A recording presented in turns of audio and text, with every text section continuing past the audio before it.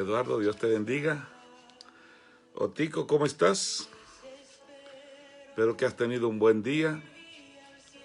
Rafael, Dios te bendiga. Qué gusto saludarte, mijo. Dios te guarde. Qué gusto saludarte. Espero que estés bien. Muchas gracias, Otico. Dios te bendiga. Muchas gracias. Hermano César Mazariego, Dios te bendiga. Qué bueno saludarte. Gracias, Otico. Heriberto, how you doing, my friend? Good to see you. Muchas gracias, Martita. Dios te bendiga. Muchas gracias. Hermana Silvia, Dios me la bendiga. Hola, Zulema. Dios te bendiga. Muchas gracias, Eduardo. Dios te bendiga a ti. Nelly Rosa, Dios te bendiga. Qué bueno saludarte. Hermana Isabel Casternoque, ¿cómo estás? Espero que todo ahí en Iquitos, en Requena, esté bien. Mucho gusto saludarte. Hola, Nick Gianfranco, Dios te bendiga. Espero que estés mejor. Oliver Lancerio, Dios te bendiga. Gracias, Heriberto. Dios te bendiga a ti también, Rafael. América, qué bueno verte de nuevo ahí. Kate, God bless you. Thank you for the happy birthday wishes. Hello, Deb. God bless you. Hola, Junior.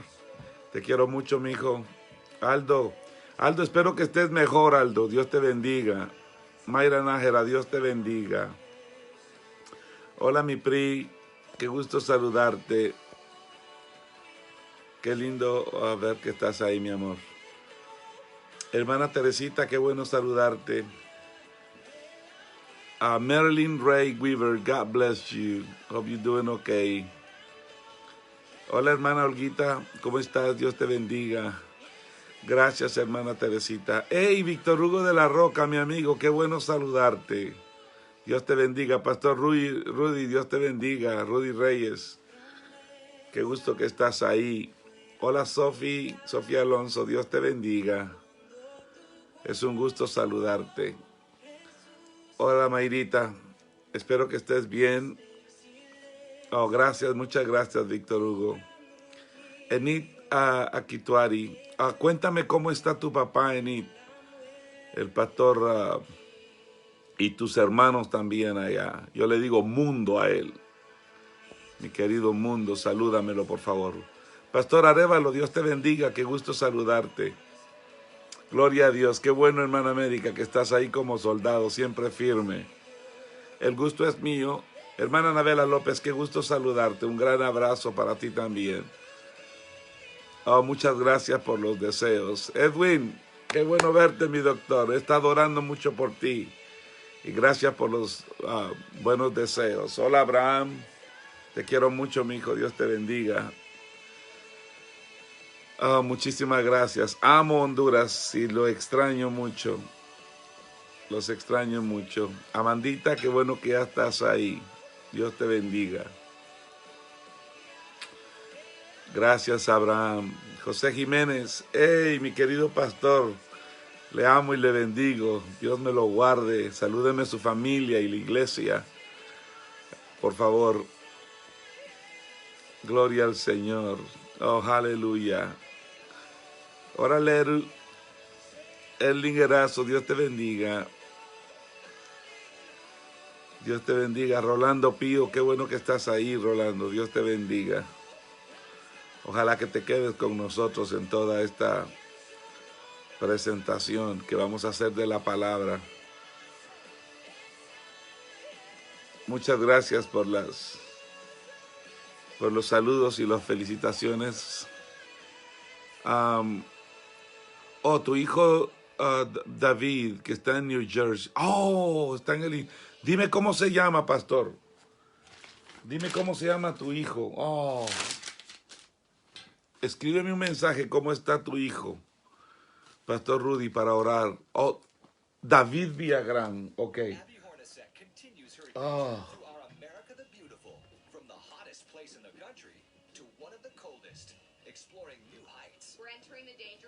Oh, voy a estar orando con él, por él, pastor. Oh. Es terrible eso, Dios mío. Es terrible esto que está pasando. Ah,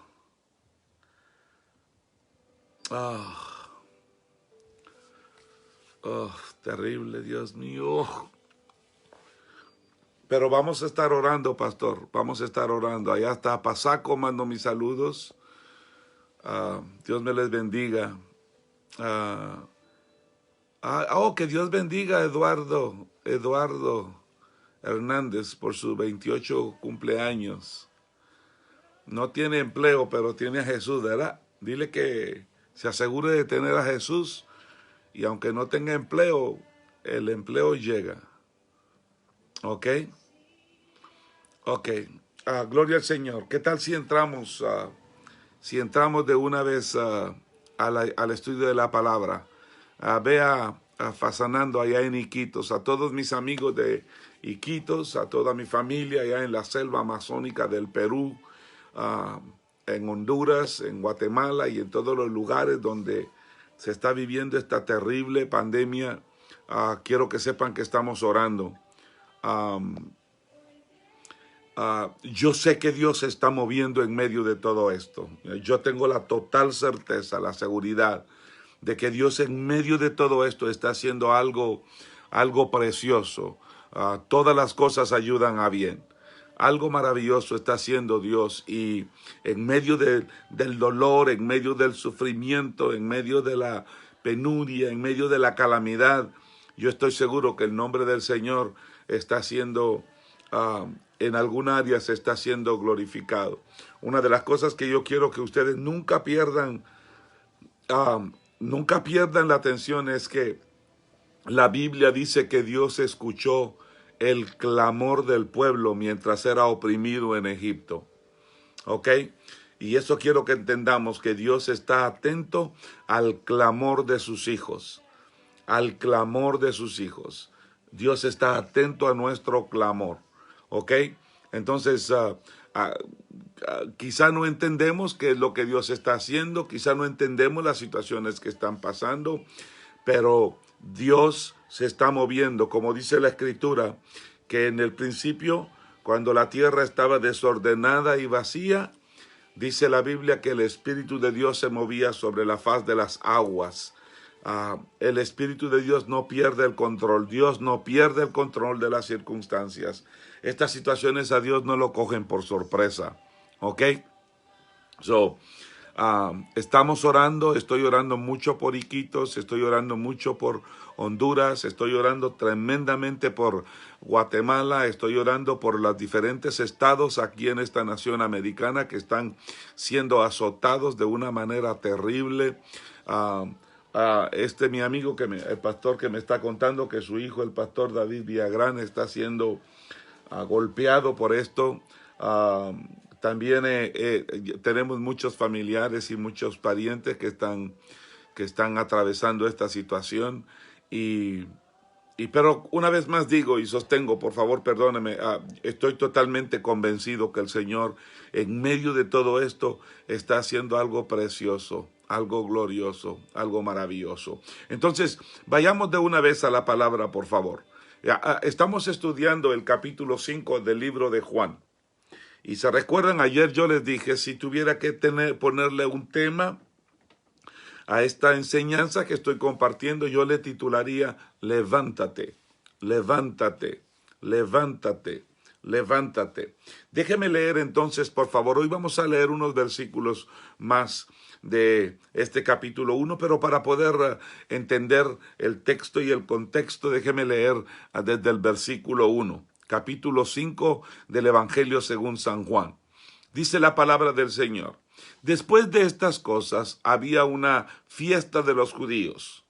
Se recuerda, ayer hice la observación de que Juan no nos revela qué tipo de fiesta era la que se estaba celebrando. Por alguna razón no nos da detalles, no nos da específicos sobre este tipo de fiesta, pero nos dice que subió Jesús a Jerusalén. Y hay en Jerusalén, cerca de la puerta de las ovejas, un estanque llamado en hebreo Betesda, el cual tiene 5 pórticos. En estos yacía una multitud de enfermos, ciegos, cojos y paralíticos, que esperaban el movimiento del agua. Pero un ángel descendía de tiempo en tiempo al estanque y agitaba el agua, y que el que primero descendía al estanque después del movimiento del agua quedaba sano de cualquier enfermedad que tuviese. Y había allí un hombre que hacía 38 años que estaba enfermo. Cuando Jesús lo vio acostado y supo que llevaba ya mucho tiempo así, le dijo: ¿Quieres ser sano? Señor, le respondió el enfermo, no tengo quien me meta en el estanque cuando se agita el agua. Y entre tanto que yo voy, otro desciende antes que yo. Y Jesús le dijo: levántate, toma tu lecho y anda. Y al instante aquel hombre fue sanado, tomó su lecho y anduvo, y era el día de reposo aquel día. Esa parte fue la que tratamos ayer. Hoy vamos a tratar la segunda parte, pero seguramente voy a dar un pequeño resumen de lo que vimos ayer. Verso 10. Entonces los judíos dijeron en aquel que había sido sanado: es el día de reposo, no te es lícito llevar tu lecho. Él les respondió: el que me sanó, él mismo me dijo: toma tu lecho y anda. Entonces le preguntaron: ¿quién es el que te dijo toma tu lecho y anda? Y el que había sanado sabía quién fuese, porque Jesús se había apartado de la gente que estaba en aquel lugar. Después le halló Jesús en el templo y le dijo: mira, has sido sanado, no peques más, para que no te venga alguna cosa peor. El hombre se fue y dio aviso a los judíos que Jesús era el que le había sanado. Y por esta causa los judíos perseguían a Jesús y procuraban matarle, porque hacía estas cosas en el día de reposo. Y Jesús le respondió: mi Padre hasta ahora trabaja, y yo trabajo. Por esto los judíos aún más procuraban matarle, porque no solo quebrantaba el día de reposo, sino que también decía que que Dios era su propio Padre, haciéndose igual a Dios. Que el Señor agregue bendición a su palabra y que nos hable a todos nosotros de acuerdo a nuestra necesidad. Recuerde, esta es la segunda parte de lo que comenzamos ayer. Entonces, ayer comenzamos hablando sobre un hombre. Yo hablé un poquito de cómo Jesús llegó a ese lugar. Juan no nos da muchos detalles del por qué Jesús estaba en ese lugar. No nos da detalles de qué clase de fiesta era la que estaban celebrando los judíos. Y yo dije que a lo mejor Jesús estaba tratando de salir de la intoxicación o del ambiente tóxico que se sentía en las sinagogas, porque ya usted sabe, a Jesús una cosa que le había hastiado era el hecho de que los fariseos habían convertido la casa del Señor en una cueva de ladrones. Los fariseos habían corrompido todo lo que tiene que ver con el servicio al Señor en el templo. Entonces dice la palabra del Señor que Él viene y llega ahí a un lugar que se llamaba Betesda. Cuando llega a ese lugar, Betesda, para los judíos, este era un lugar muy conocido por los milagros. Y luego nos habla de que en ese lugar había un hombre. La Biblia no nos da específicamente el nombre del personaje ni de qué linaje era. Solo nos dice que era un hombre que tenía un problema. Es lo que normalmente suele hacer la sociedad.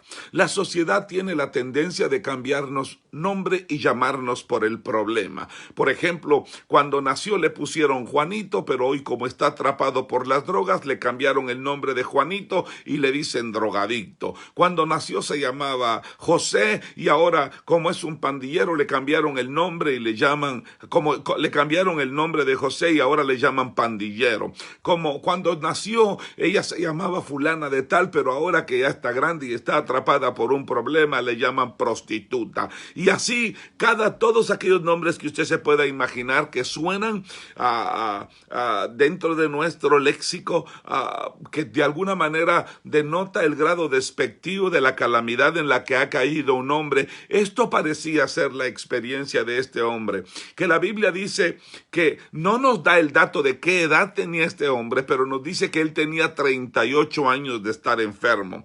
Tampoco la Biblia nos dice que nació con ese problema. No sabemos qué fue lo que le causó esa parálisis. No sabemos si era un drogadicto, no sabemos si fue abusado, no sabemos qué le causó ese trauma grosero, crónico, que le causó este problema tan serio, que por 38 años pareciera que su vida social, que su vida empresarial, que todas esas cosas se quedaron estancadas, aunque su cuerpo exterior se fue envejeciendo, se fue desgastando por 38 años. 38 años viviendo de miseria, 38 años dependiendo de las migajas de otra gente, 38 años viviendo de las obras de alguien más, 38 años viviendo el aislamiento, 38 años viviendo en una condición de extrema pobreza. Pero qué lindo y qué precioso es Jesús, que aunque él no podía ir al templo, aunque él no podía ir a Jesús, Jesús vino por él. Qué maravilloso es nuestro Señor. Yo no sé cómo fue la forma como Jesús te encontró a ti, pero qué glorioso es que hay personas que no pueden ir a Jesús. Jesús viene por ellos. ¿Se recuerda usted de la niña aquella que era hija de un religioso, que la Biblia dice que enfermó de gravedad y de repente murió? Esta niña no pudo ir a Jesús, pero Jesús vino a ella. ¿Se recuerda usted aquel paralítico que estaba en Capernaum? Estaba en Capernaum, ¿verdad? Este hombre no pudo ir a buscar a Jesús, pero Jesús llegó a la ciudad donde él estaba. Óyeme, hubieron unas personas que le trajeron a este paralítico a Jesús. Hay personas por quienes Jesús va, hay personas que son traídas a Jesús y hay personas que ellos mismos llegan a Jesús. Como quiera que sea, la Biblia dice, el Señor dice, el que a mí viene, yo no lo echo fuera. La Biblia dice que Jesús encontró en el templo. Mire, vamos a hablar de eso. Vamos a hablar de eso. Pero a este hombre, el Señor lo metió en un tiempo de transición. Lo metió en un tiempo de recuperación. Lo metió en un tiempo de restauración. Hablamos de eso. Yo les dije, y creo que vale la pena volver a mencionarlo una vez. Cuando se habla del lugar de Bethesda, realmente la Biblia no nos da indicativos, no nos da referencia de que lo que sucedía en ese lugar era realmente cierto. La forma como se daban los acontecimientos de los milagros parece no tener relación con la forma como Dios hace milagros, con la forma como Dios opera milagros. Imagínese usted que venía un ángel de vez en cuando y había una grande multitud de enfermos, algunos estaban ciegos, otros estaban cojos, tenían diferentes tipos de dificultades, y cuando el ángel caía y el agua se revolvía, entonces todos ellos empezaban a empujarse y a tirarse el uno con el otro y a ver quién se tiraba, y tal vez el que se tiraba de segundo no conseguía su milagro porque alguien más yo lo había logrado. Y la Biblia dice literalmente que ahí había una grande multitud de enfermos. Mire, perdóneme por favor, pero cuando yo estudio la Escritura y la forma como Dios opera, eso como que no tiene mucha relación, ¿me entiende? De hecho, yo les conté a ustedes que yo, haciendo un estudio un día bastante inductivo sobre esta situación, llegué a conocer un teólogo que él decía que los judíos, o alguna parte de este tipo de los judíos, habían mezclado lo pagano con lo religioso. ¿Me entiende? Yo hablé que todavía hay lugares como esos. De hecho, hay lugares, centros de peregrinación.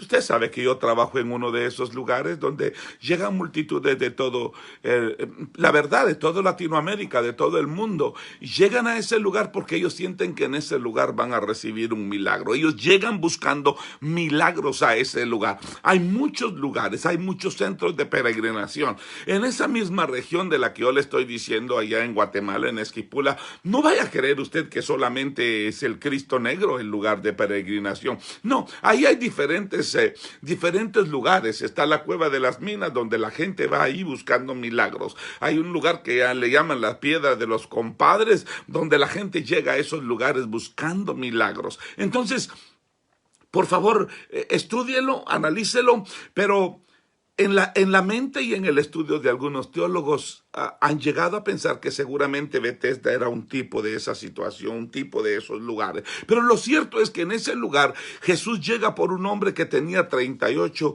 años de estar en ese lugar. Cuando Jesús le pregunta a él, ¿quiere ser sano?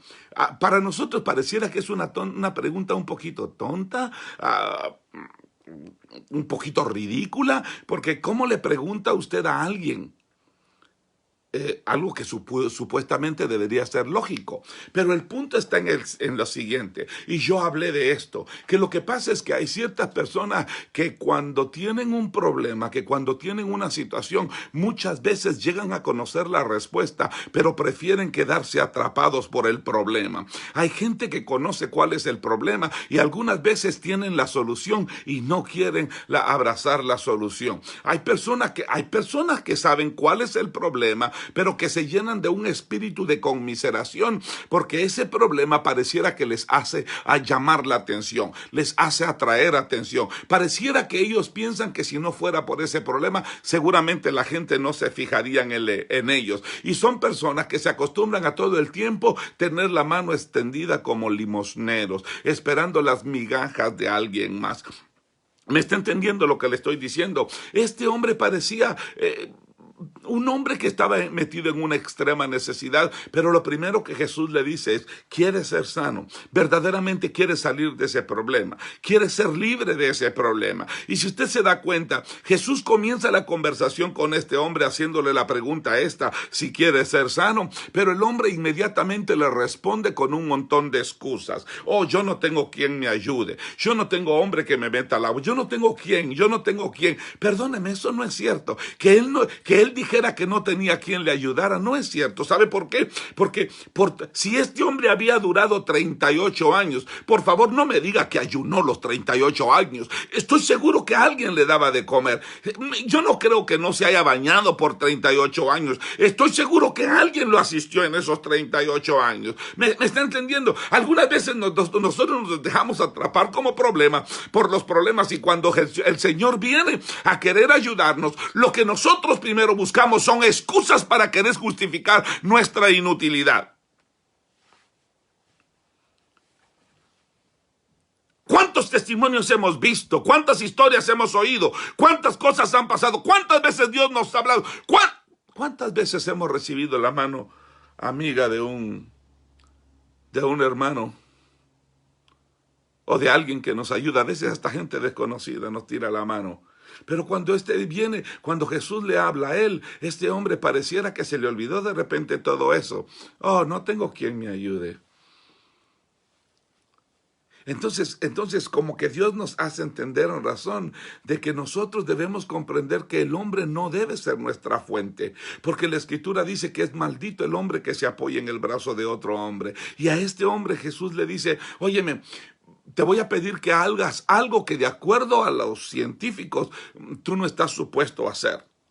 Y es que quiero que te levantes. Levántate, levántate, levántate, levántate. En otras palabras, voy a sanarte, pero hay algo que tú tienes que hacer. Yo te voy a dar la palabra y va a depender de ti. Yo te doy la medicina, pero va a depender de ti. Tú vas a tener que accionar. El Señor le dijo, levántate. E inmediatamente aquel hombre lo escuchó, lo obedeció y actuó. Levántate, levántate. ¿Me entiende? Y yo decía ayer que yo estoy entendido y estoy claro que Dios algunas veces puede utilizar personas de esos no puedo, de esa gente no puedo, de esos no puedo personas. Pero lo que yo quise enfatizar ayer es que cuando Jesús aparece en la vida del hombre, el hombre cambia. Oh, por favor, escúcheme lo que le estoy diciendo. Cuando Jesús aparece en tu matrimonio cambia. Ahora, estoy hablando que Jesús aparezca en tu matrimonio. Estoy hablando que Jesús aparezca en tu negocio. Estoy hablando que Jesús aparezca en tu vida. Cuando Él... Mira, Jesús aparece con un propósito y Él inmediatamente te ofrece un cambio maravilloso, un cambio glorioso. Cuando Jesús se aparece en la vida de aquel hombre y le da instrucciones, le dice, levanta ese petate, levanta esa colchoneta, levanta esa cosa que por mucho tiempo te llevó, eso que fue tu vivienda, ese problema en el que todo el tiempo estuviste recostado, en el que todo el tiempo estuviste esclavizado, ahora lo tomas en tus hombros y en lugar de que el problema te lleve a ti, tú vas a llevar el problema. En lugar de que el problema te domine a ti, tú vas a dominar ese problema. Levántate, vete.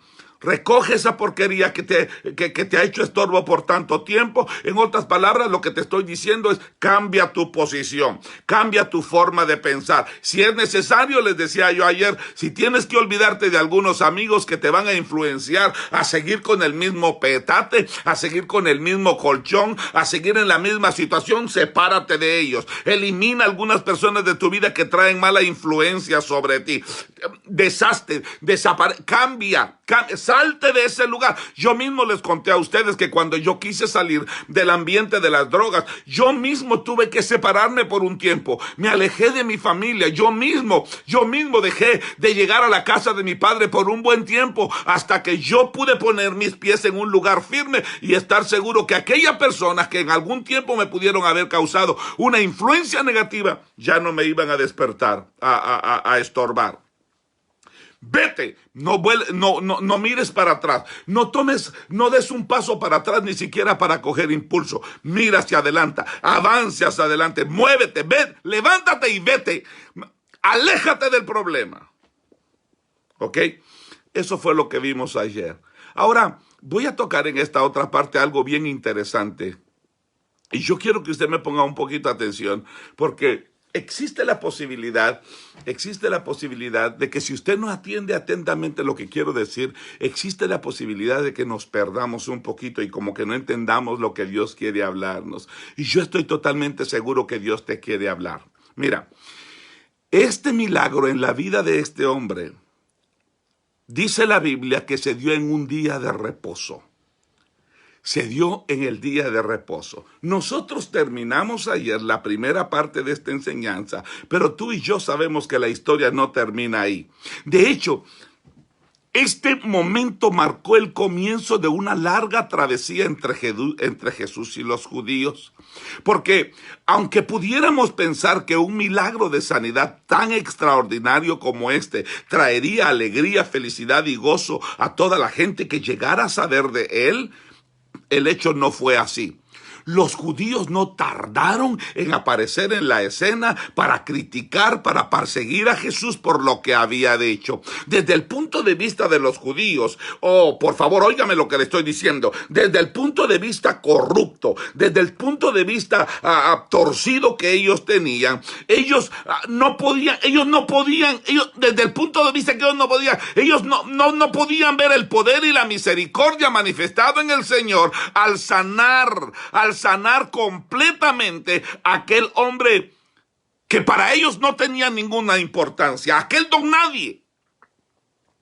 Para ellos esto podía ser ignorado porque lo único que les parecía importante, que según su interpretación de la ley se había quebrantado en ese día de reposo, dice la Biblia, entonces los judíos dijeron a aquel que había sido sanado, oye muchacho, es día de reposo.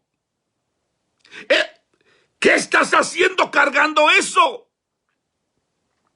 No te es lícito llevar esa colchoneta, no te es lícito llevar ese petate, no te es lícito llevar eso en los hombros.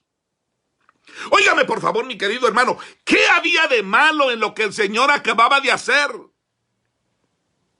Dígame. A nosotros su actitud nos parece totalmente incomprensible, pero Tenemos que tratar de entender su razonamiento. ¿Sabe? La ley de Dios mandaba a reposar en el séptimo día. Y estos judíos, estos escribas, estos que creían que lo sabían todo, ellos interpretaban con esto que no se debía realizar ningún tipo de trabajo. Por lo tanto, cuando ellos vieron que el paralítico sanado estaba llevando su lecho, consideraron que estaba realizando un trabajo. Y de esta manera este hombre estaba quebrantando el mandamiento divino. Oh, le dijeron, es día de reposo, no te es lícito llevar ese lecho. Pero yo quiero que usted entienda que el propósito de Dios al dar este mandamiento tenía que ver con traer el reposo al hombre. Así que aunque tal vez Jesús sanó al paralítico en el día de reposo porque quizá no iba a haber otra ocasión, aún es más probable que lo hiciera para manifestar lo que significaba el verdadero reposo de Dios al que Él nos quiere llevar. Oh, venid a mí los que estéis trabajados y cargados, y yo os haré reposar, y yo os daré descanso. Pensemos en el que había sido paralítico. Por favor, pensemos por un momento en aquel hombre que por 38 años había estado atrapado con este problema. Le pregunto a usted, ¿podía haber un mayor reposo en aquel que haber sido liberado de la humillante enfermedad que había padecido por 38 años de su vida? Dígame, por favor, ¿podría haber un mayor reposo de que este hombre de repente pudiera descansar de una maldición que lo había arrastrado, que lo había oprimido, que lo había maltratado por 38 años? Sin duda que aquel hombre estaba por primera vez, estaba disfrutando, hermano. Oh, estaba disfrutando por primera vez en muchos años un día de reposo de las condiciones en las cuales había estado atrapado. Oh, pero sin embargo, los judíos no podían entender esto, porque lo único que les preocupaba a ellos era el cumplimiento externo de la ley. Yo no sé, pero le voy a decir algo con mucha pena. Todavía hay algunas personas como estas, legalistas. Pero ese no es el tema. Óigame, por favor. Con esto se puso de relieve el tremendo contraste entre la obra salvadora de Cristo y la religión legalista de los judíos. Entre tanto que ellos discutían y perfilaban lo que constituía trabajo en el séptimo día, imponiendo nuevas cargas sobre los hombres, el verdadero reposo de Dios trae liberación al hombre. Cuando usted encuentra el verdadero reposo de Dios, entonces usted encuentra liberación. O cuando usted encuentra a Jesús de Nazaret, que es el reposo de Dios en la vida nuestra, entonces usted y yo encontramos alivio a nuestros problemas, encontramos sanidad a nuestros problemas, encontramos restauración a nuestros problemas, encontramos la vida plena que solamente se encuentra en Cristo Jesús. Según el parecer de estos judíos, el hombre había sido creado para el día de reposo. Óigame, póngame atención a lo que le estoy diciendo. Según estos judíos, el hombre había sido creado para el día de reposo. Pero tal como Cristo lo entendía, óigame, el día de reposo había sido creado por causa del hombre. Eso es lo que nos dice Marcos en el capítulo 2, versículo 27, si lo quiere usted buscar. Pero óigame, por favor, al prohibir a este hombre sanado, al prohibir a este hombre que había recibido un milagro que llevara su lecho como si estuviese haciendo algo comparable al que llevaba una carga al mercado para una lavandería o para venderla, o estaba llevando algo para hacer negocio, para sacarle un beneficio, estos estaban haciendo de la ley de Dios una caricatura. Y es que debajo de su religiosidad externa, como le llamo, se escondía la dureza del corazón de hombres que tenían una conciencia cauterizada. ¿De qué manera podemos entender su actitud ante este milagro del Señor? Por favor, note usted lo que ahí en el pasaje de la Escritura le preguntaron. Le dijeron, ¿quién es el que te dijo, toma tu lecho y anda? Oye, los judíos encontraron al que había sido sanado y comenzaron su peculiar interrogatorio. ¿Quién fue? ¿Por qué? Dime, ¿quién fue el que te dijo eso? En ese momento, ese hombre que había sido paralítico, es posible que se asustó porque andaban aquellos hombres vestidos de una falsa humildad, aparentando lo que realmente no eran. Óigame, esos hombres se le acercaron a él y seguramente porque como tenían unos atuendos y supuestamente representaban a Dios en la tierra, ¿verdad? Yo no sé qué fue lo que pasó en la mente de aquel hombre. Yo no entiendo qué fue el trauma, el susto que le causó a este hombre que había sido paralítico, que ahora estaba siendo interrogado por estos hombres, por estos religiosos. Y pareciera que en su respuesta él trata de liberarse de cualquier responsabilidad por lo que estaba haciendo. Y lo que este hombre que había sido paralítico hace es que él arroja toda la culpa sobre el Señor Jesús. Él le tira toda la bronca al Señor Jesús porque él le dice así, bueno, a mí el que me sanó fue el que me dijo, toma tu lecho y anda. Oiga esto. En cualquier caso, independientemente de lo que estuviera pasando por la mente de aquel hombre en estos momentos, la respuesta que dio a los judíos ponía en evidencia que Jesús actuaba con un poder sobrenatural que ellos no tenían. Porque, ¿cuál de ellos podía decirle a un paralítico que se levantara y tomara su lecho y se fuera? ¿Quién de ellos tenía ese tipo de poder? Pero este hecho no les interesaba, así que en lugar de preguntar quién le había sanado, solo se interesaron por querer averiguar quién le había dado la orden de que levantara su lecho y se fuera. Por favor, óigame, durante los 38 años que este hombre había estado enfermo, ellos no habían hecho absolutamente nada por él. Ellos no lo habían auxiliado, ellos no lo habían ayudado, No, pero ahora, en lugar de alegrarse porque después de 38 años había cambiado su miseria, en lugar de alegrarse porque después de 38 años el Señor había cambiado su lamento en baile, en lugar de alegrarse por eso, comenzaban una persecución implacable contra su bienhechor, contra aquel que le había hecho el milagro. ¿Es que acaso no se daban cuenta de lo ridículo de su actitud? ¿Es que acaso no veían que al fin y al cabo lo único que este hombre estaba llevando era un lecho, era un petate, era una colchoneta? Pero en realidad lo que les movía, óigame por favor, no era su defensa de la ley de Dios, sino su odio contra Jesús.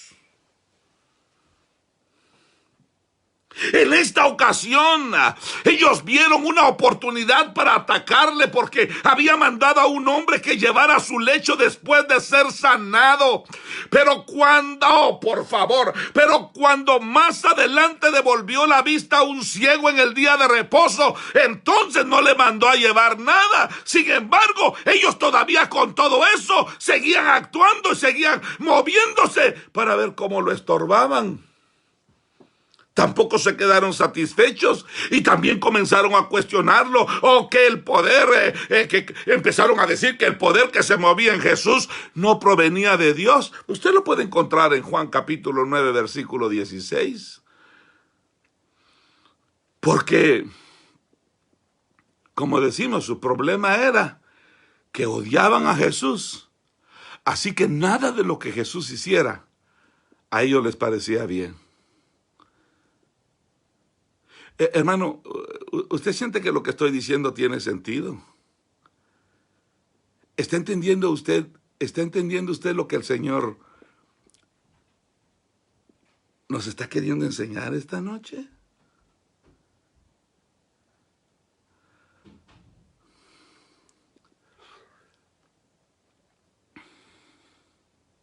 Óyame por favor lo que es bien curioso de esta enseñanza.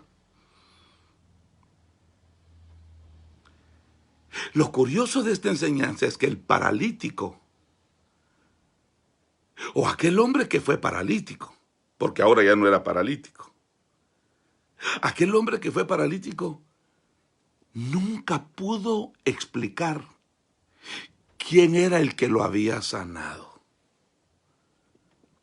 Tal parece que antes de su sanidad, este hombre no oyó de Jesús, este hombre no conocía de Jesús.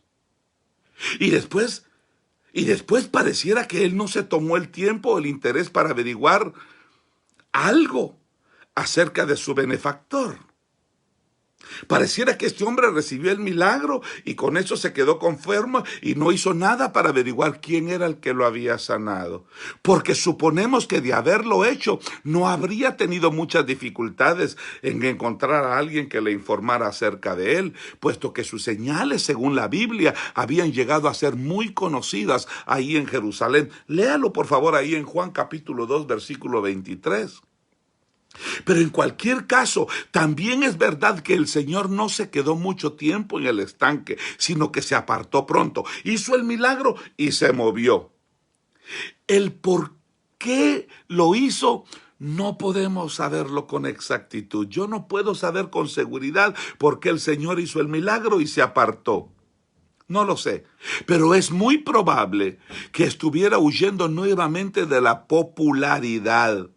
Aunque también es posible que quisiera dar una oportunidad a este hombre sanado para que afirmase sus convicciones al verse obligado a expresar sin la ayuda de nadie. Óigame, este hombre hizo la de muchos de nosotros. Que hay gente que cuando está sumergido en la miseria, claman por un milagro.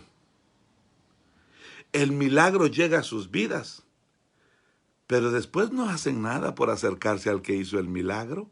Hágame un gran favor, si hay alguien a la par suya, dígale gracias a Dios que usted no es así. I'm sorry, Juan Ortiz, but this message is just in Spanish. Un hermano me está pidiendo que predique en inglés, pero no, este mensaje es en español.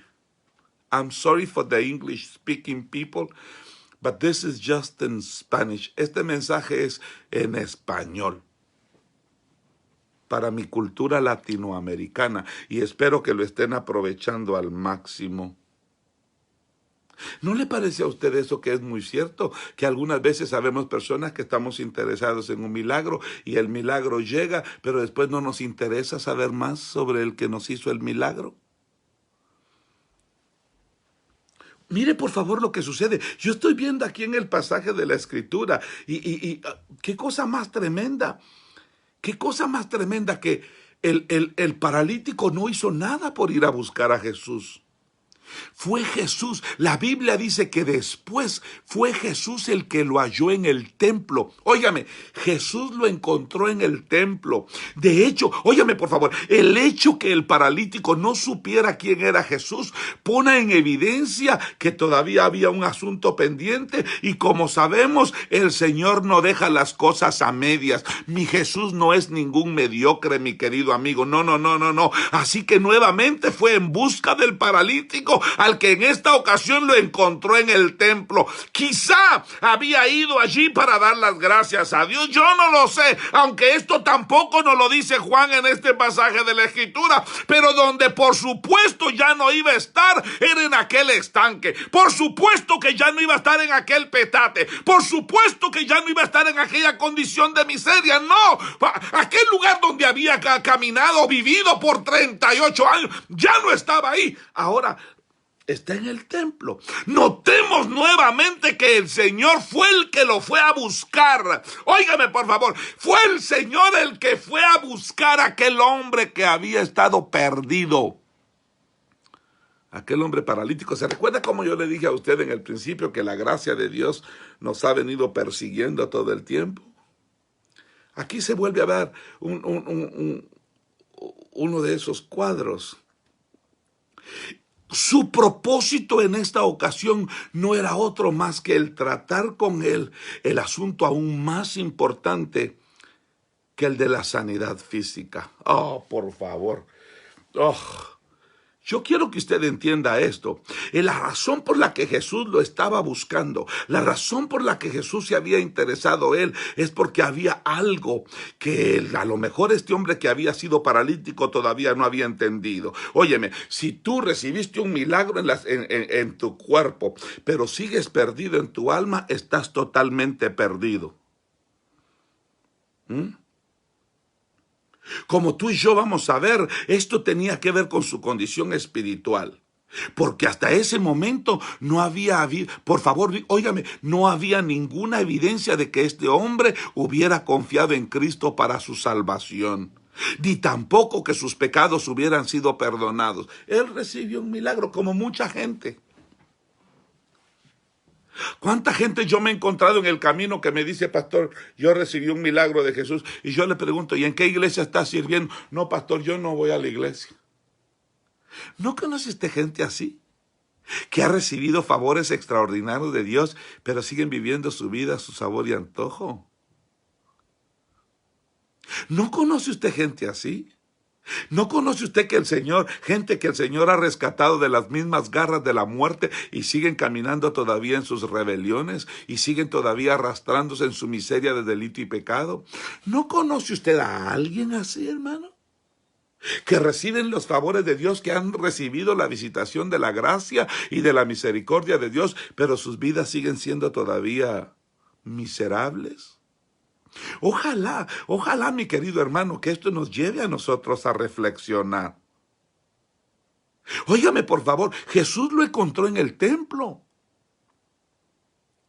Pero no se ve en ningún momento que aquel hombre haya hecho algo por querer descubrir, como le dijo aquel hombre a Jesús, ¿qué tengo que hacer para ser salvo?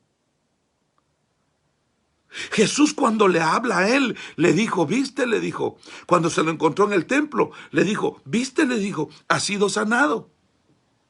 ¿Te das cuenta que tu problema te lo quité? Aquella miseria en la que viviste por 38 años te la quité. ¿Te diste cuenta que ahora te voy a decir algo más? Vete y no vuelvas a hacer, no vuelvas a pecar, porque no sea que algo peor te venga, le dijo. El paralítico había sido completamente restablecido desde la perspectiva física, pero necesitaba un milagro todavía mucho más poderoso. Necesitaba algo distinto en su espíritu. Oh, mi querido hermano, usted y yo nos vamos a dar cuenta que en la Escritura esto era lo más importante. Realmente lo más importante no era que aquel hombre haya recibido un milagro físico. Por favor, escúchame bien lo que te voy a decir. Lo más importante no es que tú seas sanado del coronavirus. No es que tú seas librado del coronavirus. Lo más importante es que tú te asegures de que tu nombre está escrito en el libro de la vida. ¿Me estás entendiendo lo que te estoy diciendo? Lo más importante no es que Dios te envíe provisión. Lo más importante no es que Dios te dé un trabajo. Lo más importante no es que Dios te devuelva cosas materiales. Lo más importante es que te asegures que tu nombre está escrito en el libro de la vida. Esto es lo más importante. Oh, así que cuando Jesús lo volvió a encontrar a este hombre en el templo, Jesús abordó esta cuestión de la siguiente manera. Jesús le dijo, has sido sanado, no vuelvas a pecar, para que no te venga una cosa peor. Óigame, estas palabras del Señor nos sorprenden de una manera tremenda, porque óigame por favor, ¿qué podía haber peor para este hombre que haber vivido 38 años en una desgracia, en una miseria? ¿Qué cosa peor le podía suceder? ¿Qué cosa peor le podía suceder haber estado tirado en el anonimato, en una posilga, en una porquería, olvidado de la sociedad, marginado por su familia? 38 años. ¿Qué era lo peor? Óigame, ¿podría irse en vida por 38 años o pudrirse en el infierno por una eternidad. Oh, eso que esa palabra como que a algunos ya no muy les gusta. Pastor, predíqueme a mí sobre los milagros y las bendiciones, pero no me hable del infierno. Sin duda es posible encontrar tragedias mayores en un mundo como el que estamos viviendo, hermano. Óigame, pero no es fácil. Pero la pregunta que yo me hago es, ¿a qué se refería el Señor? Pues indudablemente tenía que ver con el castigo eterno, mi querido hermano. Y la única forma como el hombre puede evitar las indicaciones de Jesús es diciéndole, no vuelvas a pecar, no peques más. Es indudable que el Señor quería que aquel hombre comprendiese que el pecado tiene consecuencias mucho más terribles que una dolencia física. Notemos, por favor, además que en la palabra de Jesús hay un implícito, un elemento de juicio. Oh, óigame por favor lo que le voy a decir. Tarde o temprano, todos vamos a tener que dar cuenta de nuestros hechos, como dijo el autor de Hebreos, hermano. Él dijo, está establecido para los hombres que mueran una sola vez y después el juicio.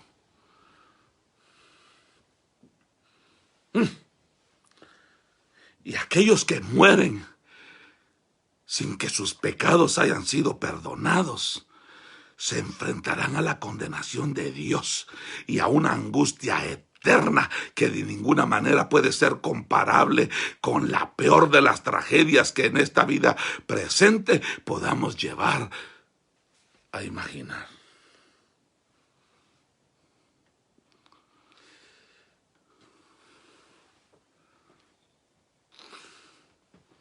Perdónenme, por favor, perdónenme. Este tipo de mensajes son lo que nosotros no queremos oír. Nosotros no queremos oír este tipo de cosas. Pero el Señor Jesús advirtió de eso. El Señor Jesús advirtió de eso. Algunos pueden pensar que de esta manera lo que pretendemos es infundir miedo. Por favor, mi intención no es infundirle miedo a nadie. Mi intención no es aterrorizar a ninguna persona para que busque a Dios. Y por supuesto, estas cosas no deberían, óigame por favor, estas cosas no deberían hacerlo pensar de esa manera. Esto nos debería hacer reflexionar seriamente. Aunque nunca una persona se puede convertir o se debería convertir a Dios, la verdad sí lo hace por miedo. Yo quiero que usted sepa que la conversión auténtica solo puede ser por amor a Dios. ¿Ah? Yo quiero que usted y yo nos miremos, nos fijemos en este pasaje de la Escritura, en lo que el Señor le estaba diciendo. Oh, por favor, en la advertencia solemne que el Señor le expuso de una forma posible. Mira, le dijo, hay una forma como te puedes librar de aquello que ha escrito. No sea que algo peor te venga, algo peor te venga. Hay gente que piensa que dice, cuando dice, oh, vete y no peques más, oh, no va a ser que algo peor se refieren a lo peor que pueda suceder aquí en la tierra. Es posible que el pecado traiga un tipo de consecuencia, pero en este tipo de cosas, en esta situación, lo que el Señor está refiriéndose es cuando dice algo peor te suceda, está hablando a la eternidad. Hermano querido, esta solución es el arrepentimiento. La única forma como usted puede evitar que algo peor le suceda es arrepintiéndose de verdad y entregándole su corazón a Cristo. Tanto aquel paralítico como nosotros mismos debemos escuchar esta exhortación del Señor. Es la misma norma divina que le fue expuesta a aquella mujer que fue capturada en adulterio. ¿Se recuerda lo que el Señor Jesús le dijo a aquella mujer? Oh, cuando la vio y le dijo, mujer, ¿dónde están los que te acusan? Y la mujer le dice, ya se fueron todos. Y ok, vete tú también. Y cuando se iba a ir, y cuando la mujer comenzó a caminar, hey, espérate, mira, te puedo decir, pero te voy a decir algo. Vete y no peques más. Porque no sea que algo peor te acontezca. Una muerte segunda, una muerte eterna. Un infierno eterno. ¡Ay, pastor! ¡Qué cosa! ¡Ay, usted tan chulo que predica todo el tiempo sobre la bendición y esto y el otro! Y hoy nos saque esa palabra de la cual nadie queremos oír. Este arrepentimiento del que yo estoy hablando, mi querido hermano, debe ser un arrepentimiento genuino y se debe manifestar con un cambio real en nuestra vida. Por supuesto que también es necesaria la fe en Cristo. Esto último ya lo hemos considerado en otras porciones, en otras enseñanzas que yo he compartido, pero usted se recuerda, lo hemos mencionado, es un pasaje que usted conoce de memoria en Juan 3:16, porque de tal manera amó Dios al mundo que dio a su Hijo unigénito para que todo aquel que en él cree no se pierda, mas tenga vida eterna. Y a medida que nosotros vamos avanzando, vamos viendo que al depositar nuestra fe, no solo en su persona, sino también en la obra de la cruz que Él se disponía a llevar a cabo.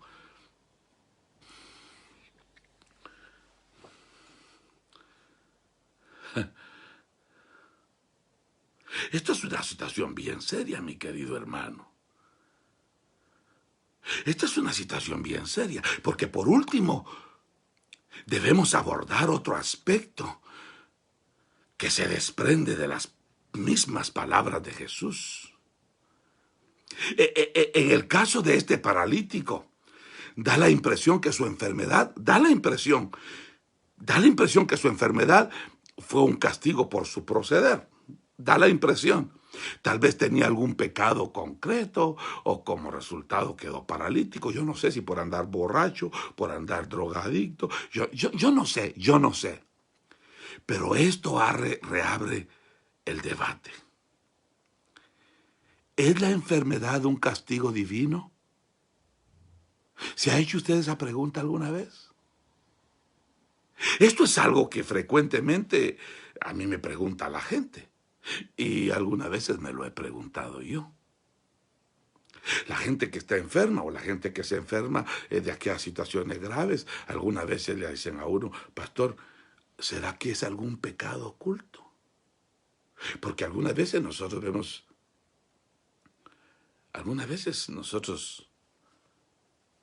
que las personas que se enferman son gente inocente. Entonces eso a mí me hace pensar de que no todas las enfermedades,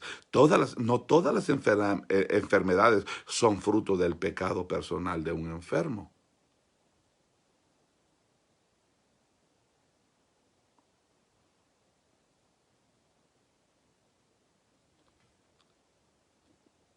Sin embargo, en otras ocasiones, la relación es muy evidente. Por ejemplo, si una persona fuma, es casi seguro que como consecuencia puede parar con cáncer en los pulmones. Si una persona toma, es casi seguro que va a resultar con una cirrosis hepática crónica. Mire, en algunos casos, en algunas ocasiones, la relación es muy evidente. Como consecuencia, va a conseguir una enfermedad de esas. Pero hay otros muchos casos en que la conexión no es tan fácil de establecer. Y no nos toca a usted y a mí poner los dedos para señalar a nadie como jueces, porque usted y yo no somos jueces. Usted y yo no tenemos la solvencia moral ni espiritual para señalar a nadie. Aún así, la Biblia nos enseña que tanto la enfermedad como la muerte son siempre el resultado que forma parte de una naturaleza caída, de una raza caída. La Biblia nos enseña que la enfermedad y la muerte es parte de la consecuencia del pecado adámico. Óigame, aunque no nos lo parezca, el pecado ha traído graves consecuencias para toda la raza humana. Por favor, perdóneme. Yo personalmente creo, y puedo estar equivocado, usted júzguelo si usted quiere, pero yo personalmente creo es que esta pandemia es como consecuencia de la caída humana. Yo creo que la consecuencia, que la razón, que la situación que se está viviendo en el mundo es una consecuencia del pecado en la raza humana, y aún para la creación en la que nosotros vivimos. Eso es lo que dice en Romanos capítulo 8, versículos 20 al 23. La naturaleza caída nos ha traído desgracia, hermano. Nos ha traído desolación. Desgraciadamente, nosotros vemos sus resultados con demasiada frecuencia en nosotros mismos.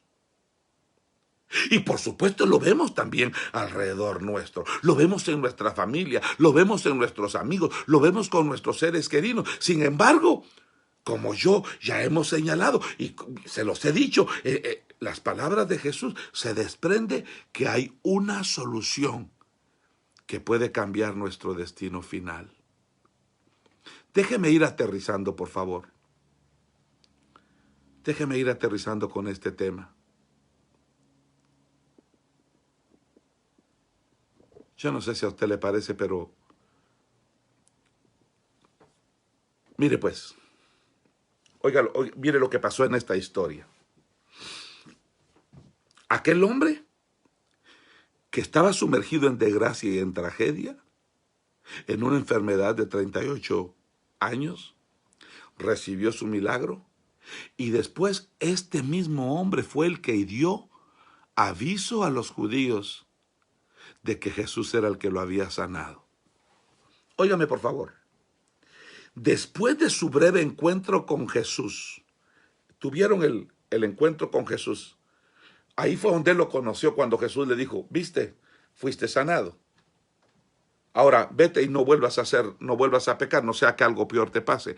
Note usted que en ese breve encuentro con Jesús, aquel hombre que había sido paralítico, después de eso se va con los judíos y les llega a contar a los judíos que el que lo había sanado se llamaba Jesús. La pregunta que yo me hago, ¿por qué lo hizo? ¿Cuáles eran las intenciones de este hombre?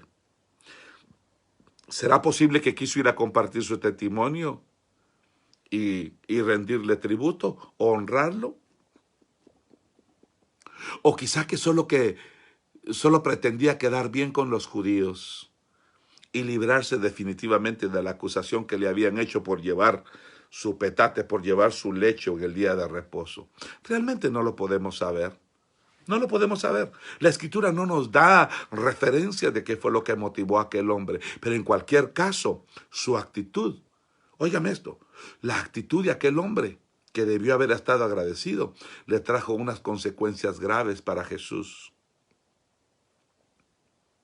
Porque la Biblia dice literalmente, dice ahí en el Padre, dice, por esta causa los judíos perseguían a Jesús y procuraban matarle porque hacía estas cosas en el día de reposo.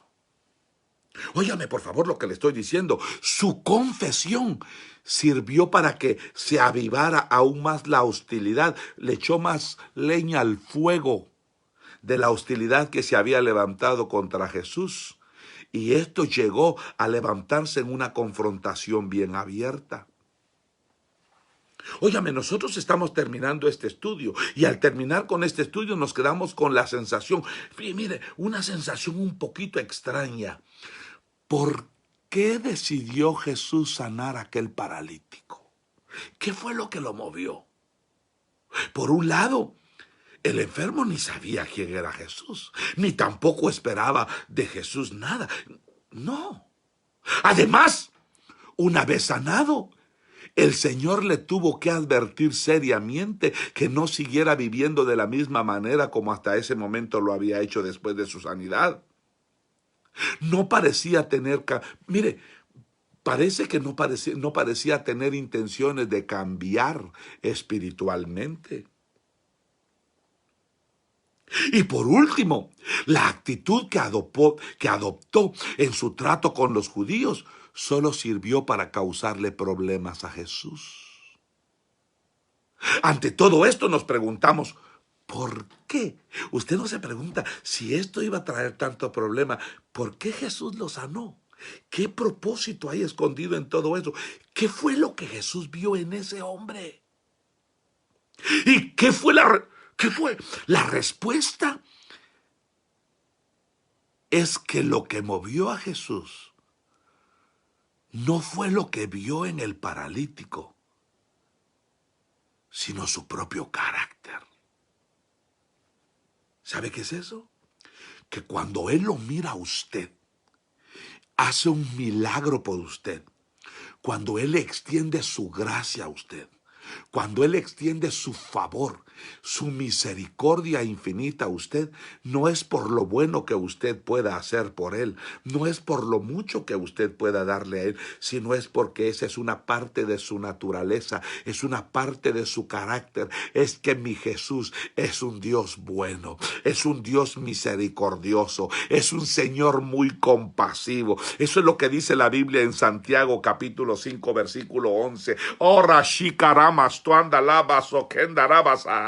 Cuando Él se acerca a ti, cuando Él hace un milagro por ti, cuando Él te rescata a ti, no es tanto por lo que tú puedas darle a Él, no es tanto por lo que tú puedas hacer por Él, no, sino es porque Él de esa manera refleja su carácter, su carácter compasivo, su gracia, su misericordia. De tal manera amó Dios al mundo, óigame, de tal manera su amor es inexplicable, que cuando te vio perdido, metido en un basurero humano, con todo eso te dio lo mejor que tenía en el cielo, a su Hijo amado. Porque Dios es un Dios de gracia, porque Dios es un Dios de misericordia, porque Dios es un Dios de amor. Óyeme, por eso es que ha hecho milagros en tu vida y los va a seguir haciendo, porque Él es un Dios bueno. Arrayanda la vasohaya.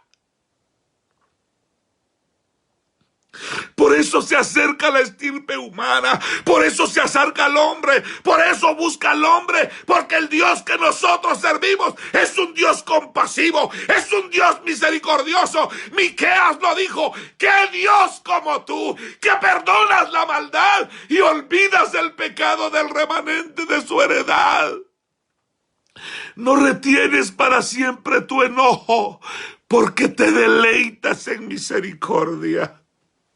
Y en realidad esa es la única razón, esa es la misma razón por la cual Él fue a la cruz del Calvario a morir por ti y por mí. La única razón por la que Él murió en la cruz del Calvario por ti y por mí es porque Él es un Dios bueno, Él es un Dios de gracia, Él es un Dios de misericordia. Óyeme, Él hizo un milagro en tu vida y va a seguir haciendo milagros en tu vida, no por lo mucho que tú puedas hacer por Él, sino porque te muestra su amor y su misericordia, en que siendo aún pecadores, Cristo murió por nosotros.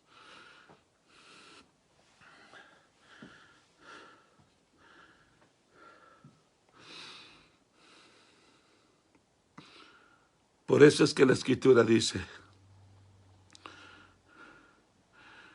que debemos buscar primero el reino de Dios y su justicia, no las añadiduras. Yo he escuchado muchísimos testimonios en esta pandemia, muchísimos testimonios de gente que ha recibido milagros, de gente que ha recibido dinero, de gente que ha recibido visitación, de gente... Mira, pero quiero decirte algo. La única razón por la que Dios lo hace es porque Dios es un Dios compasivo, es un Dios de gracia, es un Dios de misericordia. No es porque tú y yo lo merezcamos, no es que tú y yo seamos mejor que nadie. De hecho, te voy a decir algo, me duele tantísimo y a veces pregunto por qué aquel sanó y aquel se lo llevó. No lo sé, no lo entiendo. Lo único que yo sé es que si Dios llegó a visitarte a ti como visitó a aquel paralítico y se sacó de la miseria y te sacó del dolor, y si todavía estás ahí y te quiere sacar, óyeme, lo mejor que podemos hacer nosotros es expresarle nuestra gratitud, porque Él no nos da porque merezcamos, Él nos da porque para siempre es su misericordia, porque Él es un Dios compasivo, porque Él es un Dios misericordioso, porque Él es un Dios de amor, un Dios de gracia.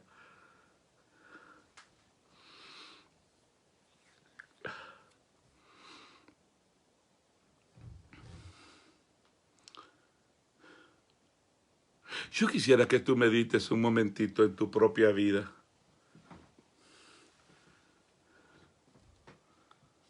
Un momentito en tu propia vida. ¿Qué es lo que Dios ha hecho por ti? Mira cómo estaba ese paralítico antes que Jesús llegara a él. Mira cuál era su situación, su condición espiritual. ¿Cómo estabas tú cuando Jesús te encontró? ¿Cuál era tu condición cuando Jesús te encontró? Por favor, dime cuál es la diferencia que había entre los judíos y el Señor Jesús. ¿Cuál es la diferencia que había entre los judíos y el Señor Jesús en esta historia que yo te acabo de contar? ¿Cuál era la diferencia? Había una diferencia abismal. ¿Cuál era? ¿Qué es lo que nosotros hemos visto que el Señor tuvo? El Señor tuvo dos encuentros con el paralítico. Mira, el Señor tuvo dos encuentros con el paralítico. Uno lo tuvo en el estanque de Betesda y otro lo tuvo en el templo. La pregunta es, el Señor lo sanó. ¿Por qué el Señor, después de haberlo sanado, lo fue a buscar? ¿Por qué?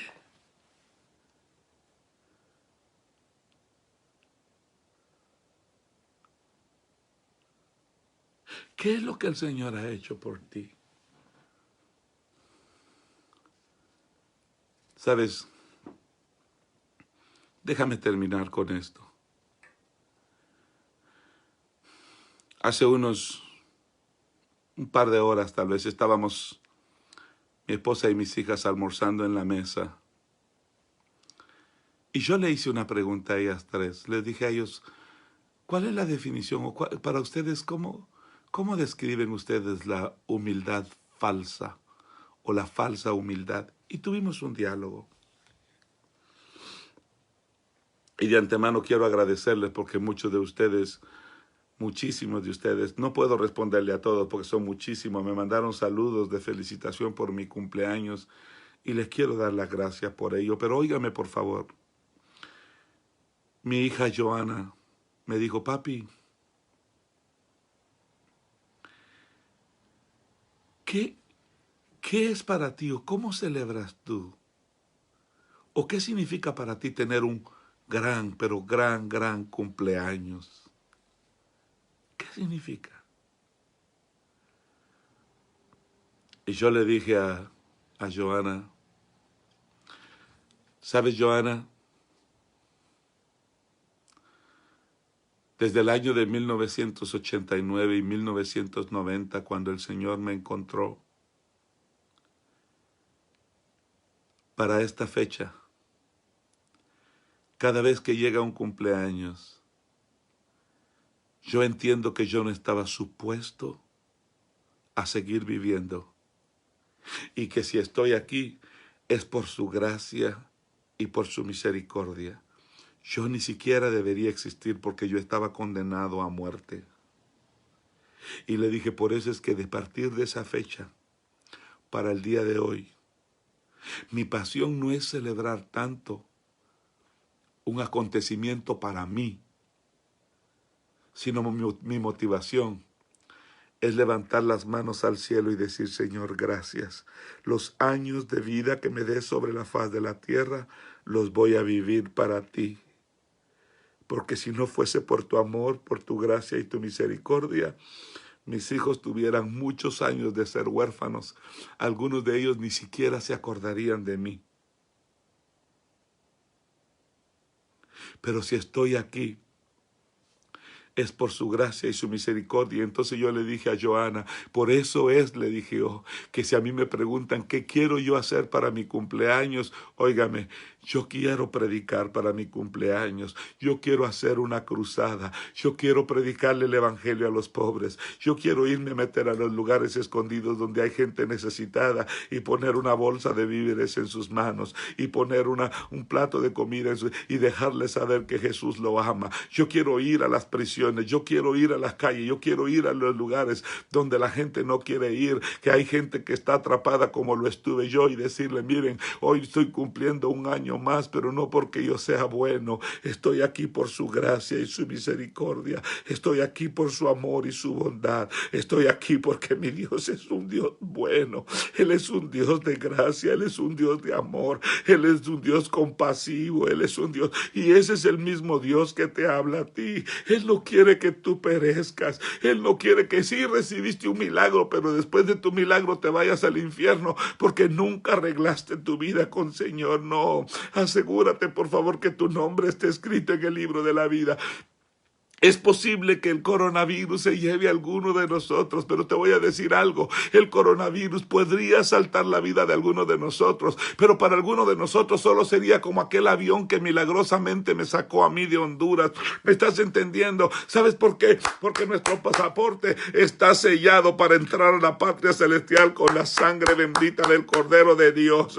La certeza más grande, la seguridad más grande que tú debes tener en un tiempo como este, es que tu nombre esté escrito en el libro de la vida. Entrégale tu corazón a Jesús, entrégale tu vida a Jesús. Ahí donde estás, dile: Señor, perdóname, yo he pecado contra el cielo y contra ti. He sido como este paralítico, Señor, que he recibido milagros, he recibido favores, he recibido tu visitación, pero no sé quién eres.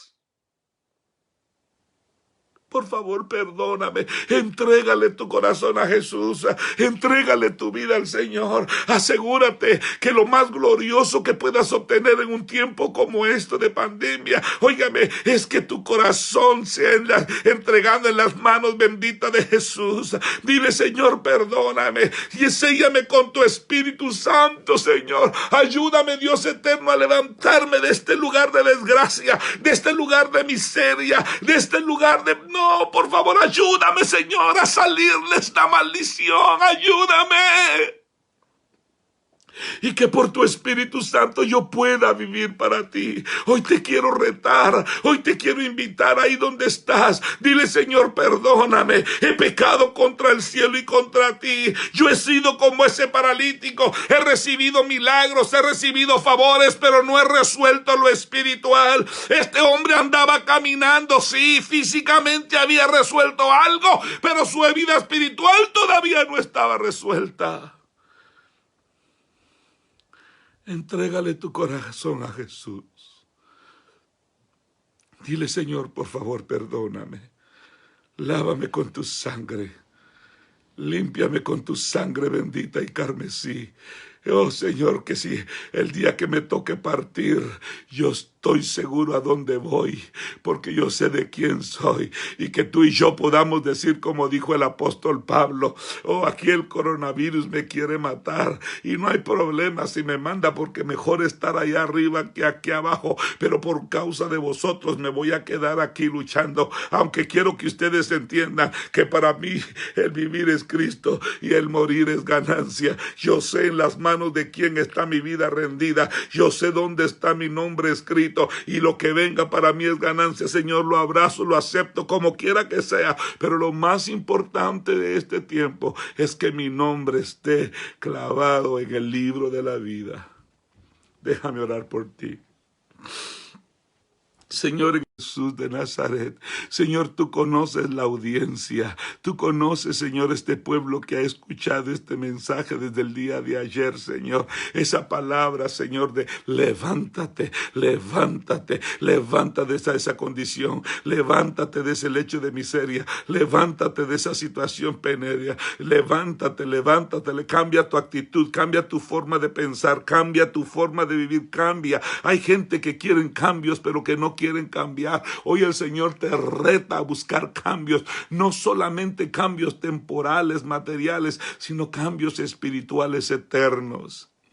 Señor, por favor, ten misericordia de esta audiencia, Señor, en el nombre maravilloso de Cristo Jesús de Nazaret. Hoy, Señor, yo oro porque tu Espíritu Santo penetre ahí en lo profundo, Señor, de sus corazones. Yo no sé en qué lugar de su habitación están, en qué lugar de su casa, pero yo oro porque tu Espíritu Santo descienda ahora y los arreste, Señor, y los haga sentir la convicción de acercarse a ti, de entregarle la vida, de entregarle entregarte su vida a ti, Señor. Que ellos entiendan que tú eres el único Salvador, que tú eres la solución a sus problemas, que tú eres la solución a los conflictos. En el nombre maravilloso de Cristo Jesús de Nazaret, que ellos no solamente te busquen a ti por los milagros, sino que te buscan a ti porque quieren vivir contigo eternamente, Señor. Padre, en el nombre glorioso de Cristo Jesús, yo bendigo, Señor, la vida de cada uno de ellos, y bendigo, Señor, la vida de mis hermanos allá en Honduras, en Guatemala, en el Perú, en toda Latinoamérica, Señor, acá en la nación americana, Señor, donde están todas esas personas padeciendo. Señor, en el nombre de Jesús, yo oro, Dios eterno, por todos los nombres que tengo acá en este libro, Señor, que han buscado, Señor, una petición de oración. En el nombre bendito de Jesús, Señor, pon tu mano sanadora sobre Marlene Alvarado Salceño, pon tu mano sobre Santiago Dubón Soto, sobre la hermana Hilda de Álvarez, sana esa diabetes, Señor, sobre el corazón de Carla de Hernández, sobre la hermana Gilberta Hernández, Señor, con esa cirrosis hepática, sobre la hermana América Guzmán, Señor, en el nombre de Jesús, nuestro presbítero Manuel Ruiz, el pastor Segundo Rodolfo, el hermano Carlos Sánchez, Señor, en el nombre de Cristo Jesús, por la hermana Rafaela, Señor, yo oro por la familia Meléndez Ruiz allá en Iquitos, Señor, por el hermano Ricardo Adamé, yo oro por el hermano, a mi amigo Don Gagnon, Señor, en el nombre de Jesús, yo oro por Centro de Apoyo Empresarial, por la familia Pérez allá en el puerto de Iztapa, Señor, yo oro por la pastora Windy Trujillo, yo oro por Marlon Mazariego, Señor, en el nombre de Jesús. Yo oro por el hermano Nick Gianfranco y su familia, por el pastor Alfredo Gómez y su familia allá en Tijuana, que están atrapados también por el COVID, por Agustín Palo Alto, Señor, también atrapado por el COVID, Señor, por la familia Quintana, Señor. Allá en Iquitos, que perdieron al pastor Salomón y a su hermano, Señor Gaspar. Oro, Señor, por aquella sierva de Dios, Islyn Vincent, Señor, que ha sido un ángel espiritual para muchas personas, Señor. Yo oro por el hermano Celestino Lozada, Señor, con esa cirugía en el corazón. Yo oro por la hermana Selena Pacaya, Señor, la familia de ella murió, pero sus hijos quedaron vivos, Señor. Por favor, ten misericordia. Yo oro por Dominica Ramírez, señora, en Houston, Texas. Sigue levantando esa familia como un testimonio poderoso. Así como la sanaste a ella del COVID, Señor, puede sanar a muchos en el nombre glorioso de Jesús de Nazaret. Yo oro por la hermana Sonia Medina, Señor. Ese cáncer en las mamas, tócalo ahora en el nombre de Jesús. Yo oro por los hijos de nuestra hermana Gloria Mejía, Señor. Haz lo que tengas que hacer, pero arréstalos, Señor. Tráelos de nuevo a tus caminos, Señor, en el nombre de Jesús. Yo oro por la familia del pastor Sánchez, Señor. Yo oro por el pastor Ulises Cinti, Señor, en el nombre de Jesús. Oro, Señor, por el pastor Clinder Mozombite y su familia. Por el pastor Roller, Señor, en el nombre de Jesús. Por todos nuestros pastores en la selva amazónica del Perú, Señor, por favor. Señor, yo oro por nuestra hermana Luz Torres. Yo oro por aquel pastor David Villagrán, Señor, allá en New Jersey, que está en el intensivo. Por favor, Dios mío, extiende tu mano de gracia, de misericordia, de compasión sobre todos ellos. Y auxilia a estas familias que hoy están acá, Señor. Por favor, auxílialos. Tú conoces su corazón, tú conoces su vida, tú conoces, Dios mío, tú conoces, Señor. Ayúdalos, Dios mío, en el nombre de Jesús. Suple, Señor, suple. Trae provisión de lo alto, trae provisión sobrenatural, trae provisión material, pero también provisión espiritual. Que tu Espíritu Santo los llene, en el nombre de Jesús. Señor, yo oro por Pablito. Pablito necesita oxígeno, Señor, allá de la iglesia Palabra de Vida de Iquitos, Señor, por favor, ten misericordia, Señor, por favor, ayuda, levanta la fe de esa familia, en el nombre de Cristo Jesús. Padre, yo oro por Patrick, Señor, el hijo de la pastora Isabel Casternoque, Señor, por favor, allá en Iquitos, ten misericordia.